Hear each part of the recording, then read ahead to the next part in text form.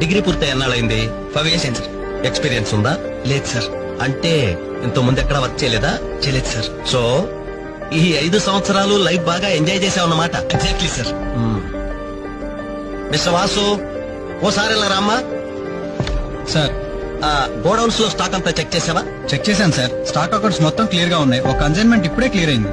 Very good. అన్నట్టు మొన్న నువ్వు రాసింది 5th సెమిస్టర్ కదూ? Final semester sir. పాస్ అవుతావా? డిస్టింక్షన్ ఎక్స్పెక్ట్ చేస్తున్నాను sir. Wish you all the best. Thank you sir. వెళ్ళి పని చూసుకో. Mr Ravi sir. అతను ఎవరో తెలుసా? కంప్యూటర్ ఇంజనీరింగ్ చేస్తున్నాడు.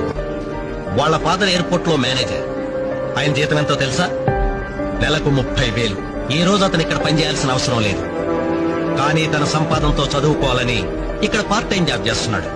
మరి నువ్వు ఒక మామూలు మెకానిక్ కొడుకున్నట్టున్నావు. పైగా 5 సంవత్సరాలు ఖాళీగా ఉన్నావు.